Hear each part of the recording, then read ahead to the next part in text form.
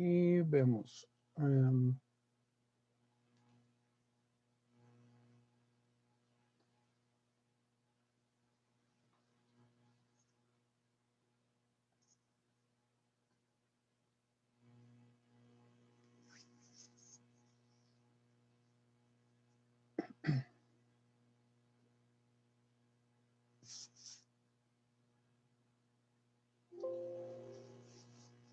Ok, entonces vamos a ver cómo influye la composición de la fase móvil en la ilusión del analito. En las clases anteriores nosotros habíamos utilizado el Cromera, este programa para poder controlar el cromatógrafo, pero para esta ocasión estamos considerando o suponiendo que ya hicimos los análisis. Por la presión del tiempo hicimos todos los análisis y después nos vamos a dedicar a analizar los resultados. Entonces, cuando nosotros no queremos prender el cromatógrafo, utilizamos este otro programa que solamente es para manejo de datos. ¿Ok? Cuando nosotros abrimos entonces este Cromera, que también es prácticamente el mismo programa, pero que no incluye la opción de controlar al cromatógrafo, entonces lo abrimos, aparece esta ventanita y cuando termina de abrirse la ventana nos aparece esta otra ventana.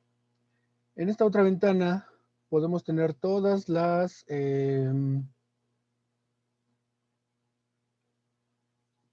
opciones que tenemos con el Cromera Online, pero en este Cromera Offline lo que nos va a faltar es la opción de controlar la corrida. El runtime no aparece aquí, ni tampoco aparece aquí las opciones de la señal, ni la presión del sistema. Entonces nos aparece el último método que hayamos abierto y si nosotros queremos abrir cualquier otro método, si este no es el método que queremos abrir, entonces aquí en esta opción donde dice File o abajo donde está el icono de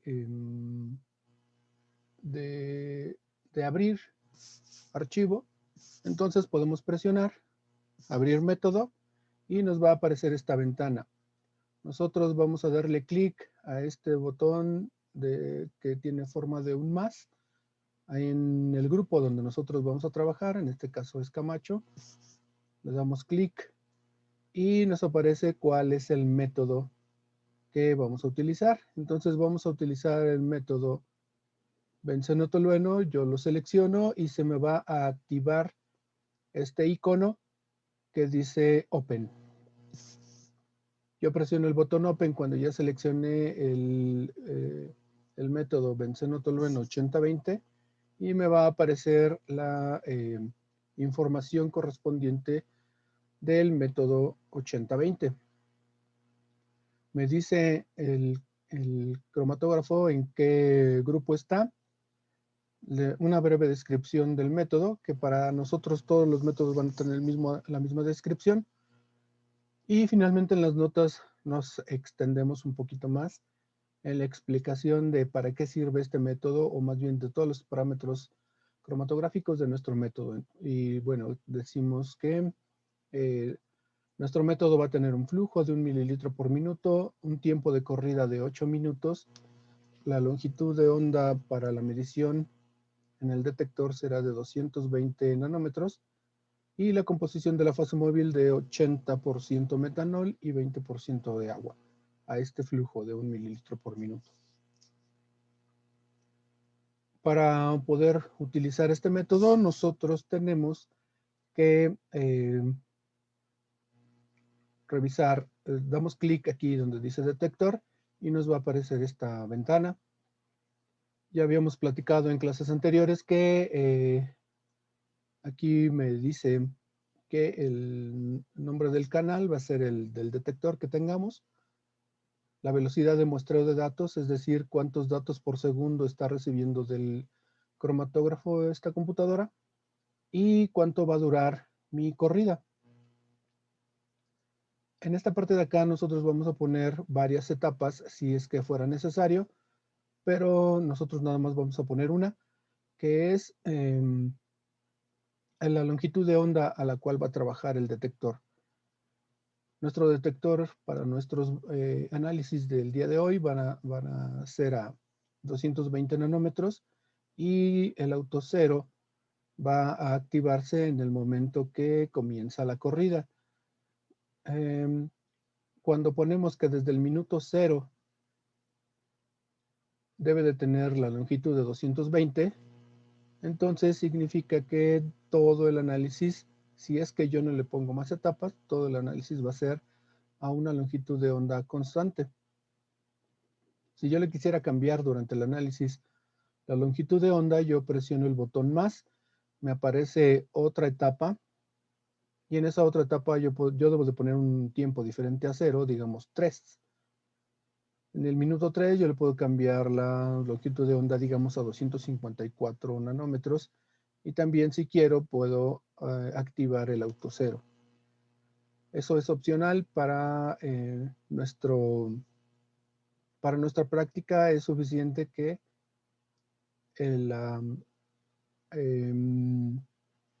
la longitud de onda sea constante durante todo el experimento. Hay otros eventos programados en el tiempo que podemos agregar, pero eso ya es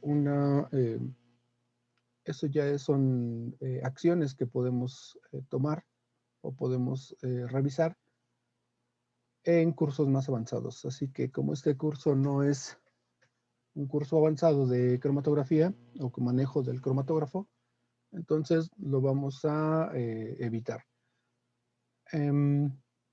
Pero hay algunas situaciones que podemos aquí incluir. Si nosotros le presionamos el botón más, nos van a aparecer las opciones que podemos programar en el tiempo durante el análisis de estos 8 minutos que dura este programita. Y vamos a poder obtener ciertos resultados que resultan de la programación en el tiempo. Más o menos lo explicamos también en el AutoSystem, cómo funcionaban los eventos programados en el tiempo, pero en general nosotros no los vamos a necesitar. Después presiono yo el botón de bomba y me aparece toda esta información. La bomba tiene que estar en uso. La transición es isocrática. Eso quiere decir que durante todo el análisis la composición de la fase móvil va a ser constante. La otra opción es gradiente. Y cuando aquí dice gradiente, yo puedo modificar la composición de la fase móvil durante el análisis.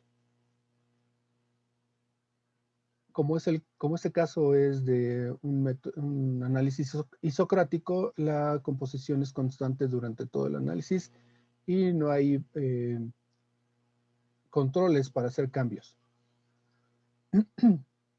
Como en el caso de la cromatografía de gases, nosotros le podemos establecer un tiempo de equilibrio y en ese tiempo de equilibrio nosotros esperamos que se estabilicen las condiciones cromatográficas para poder iniciar un análisis. Habíamos visto en la clase anterior que cuando nosotros tenemos ya establecida una composición, con 1 minuto es más que suficiente, pero cuando hacemos cambio de una composición a otra, en esta clase vamos a ver que cambiamos la composición 3 veces o inclusive 4 veces. Podemos cambiar la composición de la fase móvil para los análisis que vamos a hacer, pero cuando ocurre eso de que hay un cambio de composición, lo que nosotros hacemos es simplemente esperar 4 minutos en lugar de 1. Y con eso ya evitamos tener que estarlo programando cada vez con 4 minutos porque los siguientes análisis no necesitan 4 minutos. Con 1 minuto es más que suficiente. Y posteriormente, si yo programé 8 minutos para el detector, la bomba también debe de tener 8 minutos en este análisis. Entonces la corrida debe de durar 8 minutos y el flujo y la composición de la fase móvil debe de ser la misma durante el equilibrio, el tiempo de equilibrio y la corrida. No tiene caso que yo le establezca un tiempo de equilibrio, perdón, una composición durante el equilibrio de un valor y para el análisis utilice una composición diferente, porque entonces automáticamente se necesitaría otra vez un tiempo de equilibrio. Por lo tanto, siempre que yo establezco un valor de porcentaje de composición de las fases móviles de los diferentes reservorios, automáticamente la corrida tiene la misma composición. Si nosotros se lo cambiamos, inclusive podemos recibir una advertencia del programa de que estas composiciones deben de ser iguales. En clases anteriores ya habíamos hablado de esta parte de acá, donde el flujo de standby es de 0.1 mililitros por minuto, es decir, si yo dejo desatendido durante cierto tiempo, que es este de acá, 30 minutos, y durante 30 minutos el cromatógrafo no recibe ningún tipo de modificación a su trabajo, generalmente después de haber terminado un análisis, el analista u operador no le hace ningún cambio al cromatógrafo, se hace una cuenta de 30 minutos y durante esos 30 minutos el cromatógrafo sigue funcionando como las condiciones, la última condición en la que estuvo trabajando, digamos esta de 80-20 a 1 mililitro por minuto. Pero pasando esos 30 minutos y nadie ha tocado, nadie ha hecho cambios en la programación del cromatógrafo, entonces automáticamente baja su composición, perdón, su flujo a 0.1. Esto lo hace por seguridad para que no se acabe la fase estacionaria. Entonces nosotros podemos poner el valor que nosotros queramos como, como medida de seguridad a partir de cuando consideramos que el cromatógrafo ha sido desatendido por los operadores y cuál es el flujo que debería de tener para que continúe teniendo flujo, porque el cromatógrafo no puede quedarse sin flujo de fase móvil. Lo mismo le pasa al cromatógrafo de gases, no puede dejar de tener flujo de argón. Entonces, pero tenemos que ponerle el flujo mínimo posible para que no se gaste innecesariamente la fase móvil. Entonces, con esto ahorramos el 10% de lo que normalmente nos gastamos durante un análisis para que tengamos, para que nunca se nos acabe bueno, nunca es muy exagerado, pero para que no se nos acabe la fase móvil en nuestro reservorio.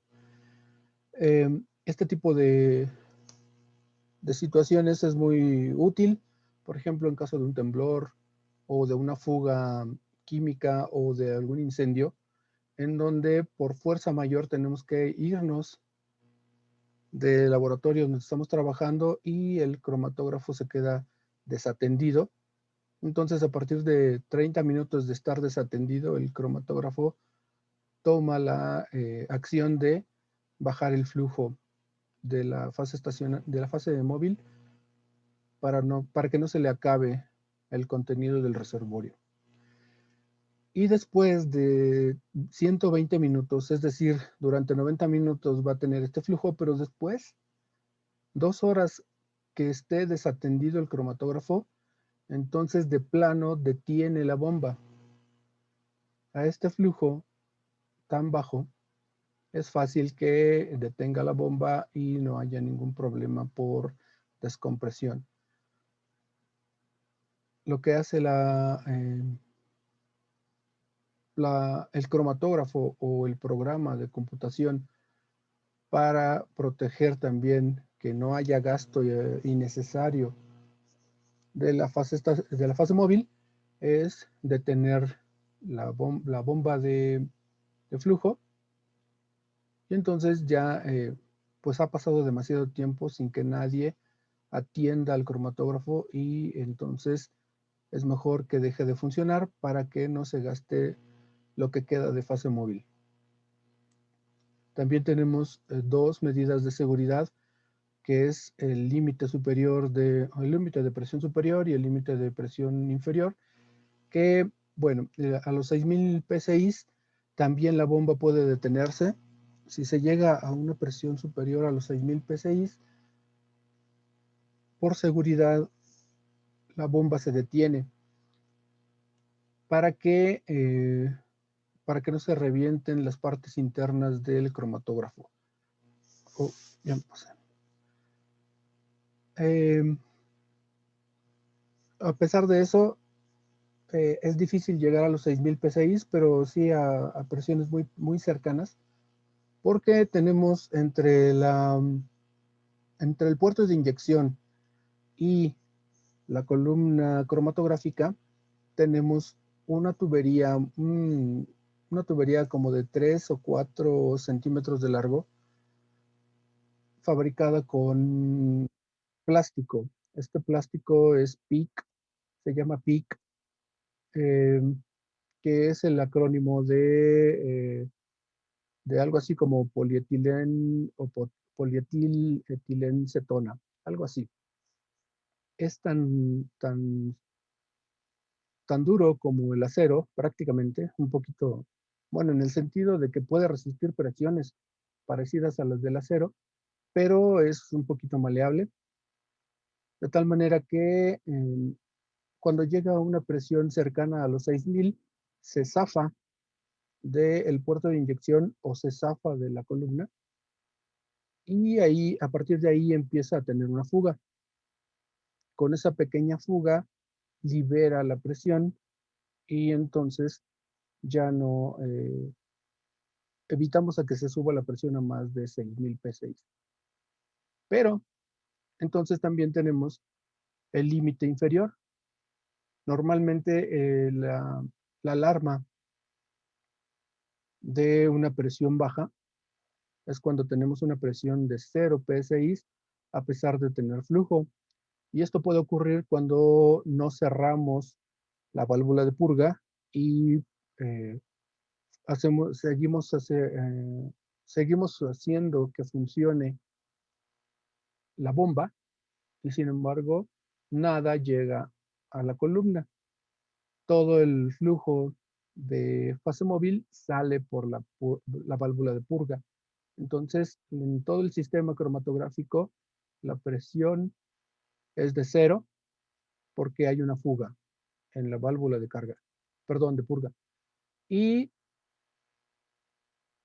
a veces, cuando tuvimos la fuga por una alta presión y no volvemos a acomodar ese tubito de plástico que tenemos entre el puerto de inyección y la columna, pues sigue habiendo la fuga. La presión se liberó porque hubo una fuga, y si no la componemos antes de reiniciar el trabajo, volvemos a intentar trabajar y la presión nunca sube porque sigue la fuga, y entonces debemos de reparar primero esa fuga, que lo único que tenemos que hacer es desatornillar uno o los dos conectores que tenemos ahí disponibles y acomodar correctamente el tubo, volver a atornillar, y ya con eso queda solucionado el asunto de la fuga.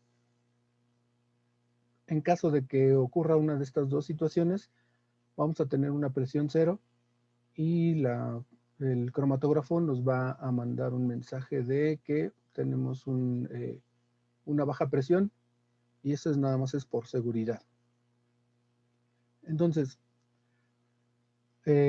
con esto ya tenemos programado nuestro método. Acá también para la bomba tenemos eventos programados durante el análisis, pero no lo vamos tampoco lo vamos a ver.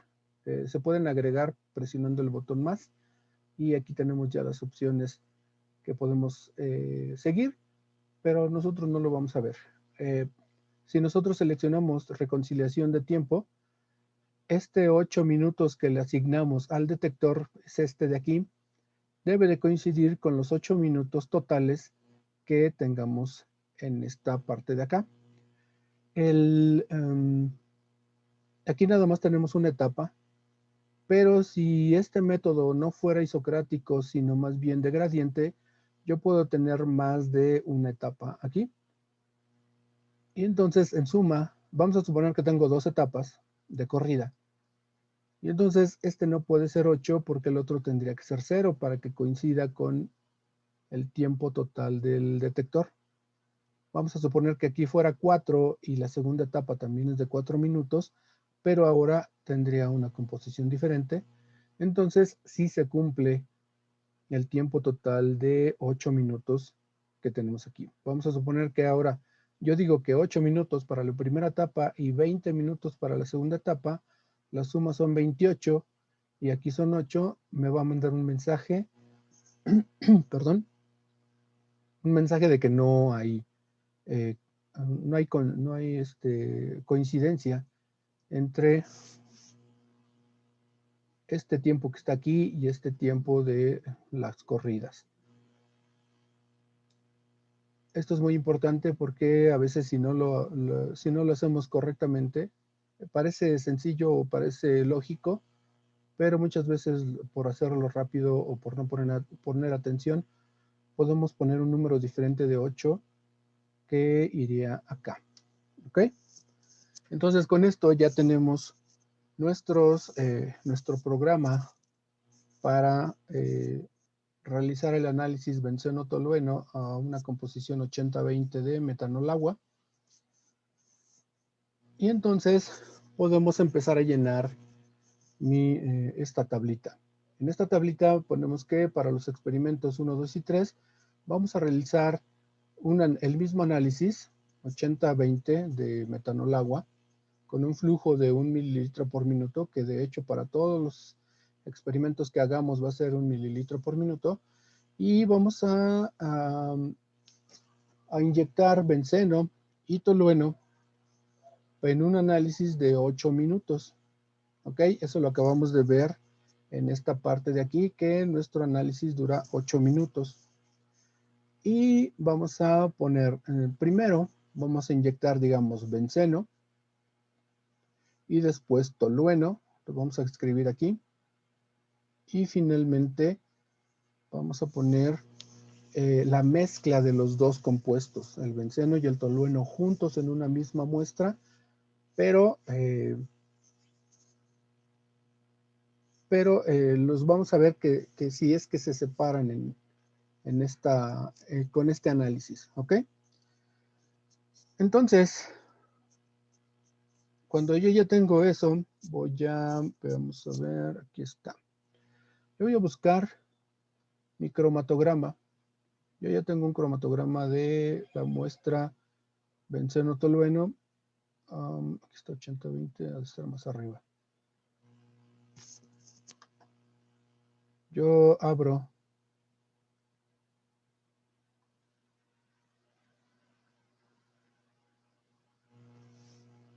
mi cromatograma de composición 80-20 de benceno.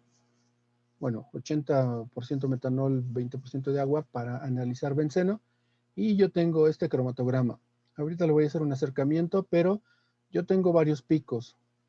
Como yo ya sé que hice mi muestra de benceno disuelto en metanol, pues yo voy a estar confiando en que el pico más grande que me aparezca en mi cromatograma va a ser el correspondiente al benceno. En esta muestra no hay tolueno, solamente puro benceno. Y todos los picos que salen aparte del de benceno, pues pudieran ser las impurezas del solvente, el metanol que estoy agregando. Por lo tanto, no les voy a hacer caso, solamente voy a poner atención al pico más grande que me aparezca en el cromatograma, que para este caso es este de aquí. En este cromatograma, a mí lo que me interesa observar es el tiempo de retención. Entonces, aquí podemos ver que el tiempo de retención para el pico más grande es de 3.411 minutos. ¿Ok? Entonces voy a pasar a mi tabla. Nada más que necesito... vamos a cerrarlo un poquito. Algo así. Yo tengo una muestra de benceno, dijimos, con 3.411 minutos de tiempo de retención y no tengo nada de tolueno, por lo tanto no tengo pico de tolueno y mi muestra es benceno. ¿Ok? Luego, continuando con la misma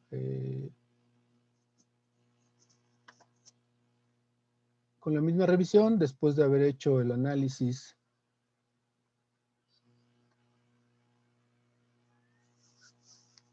de una muestra de tolueno disuelta en metanol, también nos aparece solamente un pico. Bueno, hay más picos. En este caso son más pequeños. Cuando estábamos utilizando benceno tolueno, el pico del benceno, pues, tiene una altura de aproximadamente 30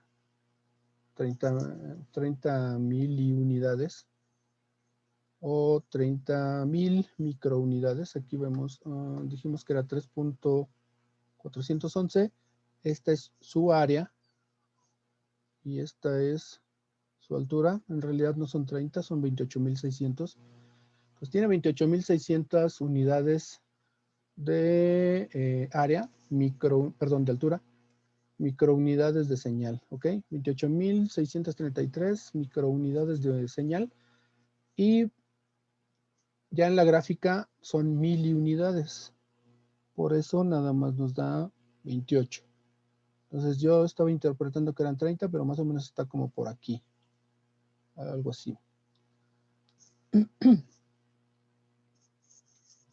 Entonces, bueno, aunque bueno, esta es señal absoluta y la altura se mide desde la base. Entonces la base posiblemente no está iniciando en 0, sino más arriba. Por eso también no se da el 30. Así ya tenemos que nuestro benceno tiene una altura de 30, pero este tolueno tiene una altura mayor.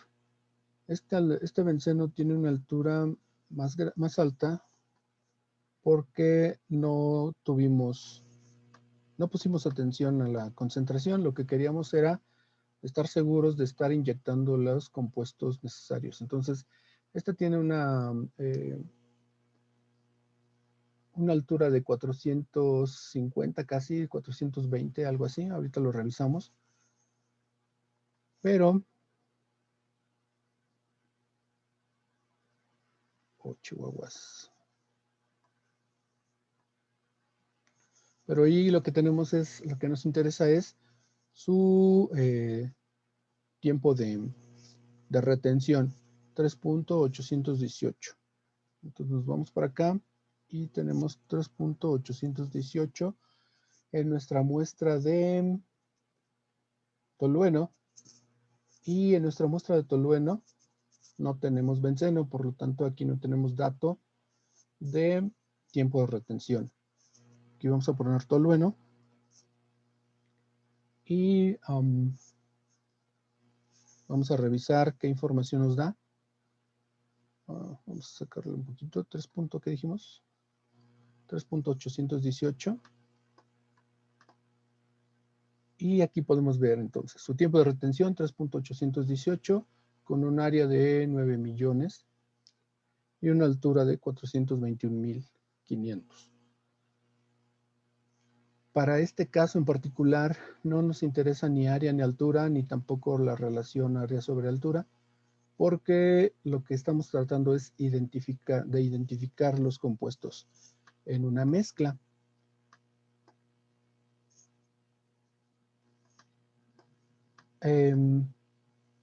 Las muestras se prepararon sin poner atención a la concentración. Si nosotros quisiéramos cuantificar, entonces sí tendríamos que poner atención a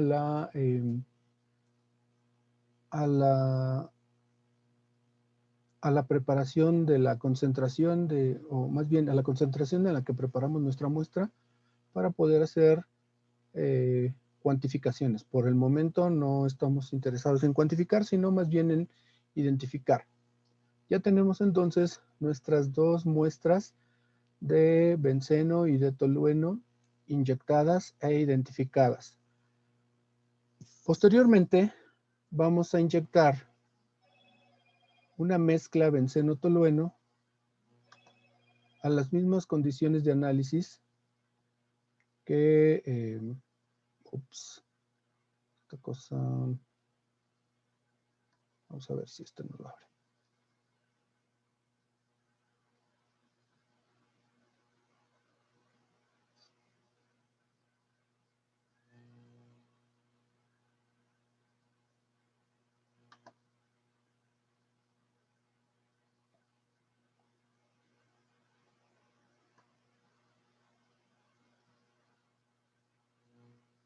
Ahí está.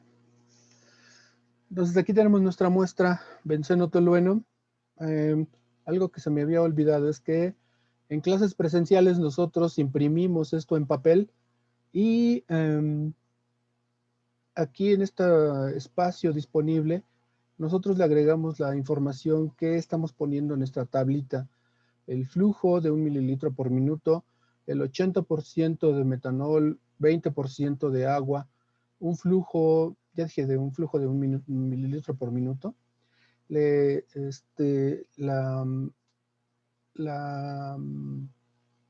muestra que estoy inyectando, en este caso sería muestra de benceno tolueno disuelta en metanol, y en caso de conocer la concentración, pondría yo la concentración. Si yo no le pongo toda esta información, es muy fácil confundirse entre un cromatograma y otro. Ustedes pueden ver el cromatograma del benceno y del tolueno y realmente los picos pudieran parecerse mucho. Además, si cambiamos algunos parámetros cromatográficos, también nos puede cambiar ligeramente el cromatograma y no saber cuál cromatograma corresponde a qué experimento. Entonces, siempre que imprimimos en papel nuestros cromatogramas, debemos describir en el espacio disponible toda la información posible que requerimos para poder entender qué es lo que está pasando en nuestro análisis. En este análisis ya podemos ver dos picos. Nosotros podemos observar más picos acá que dijimos que correspondían a las impurezas probables, probablemente las impurezas que contiene nuestro solvente.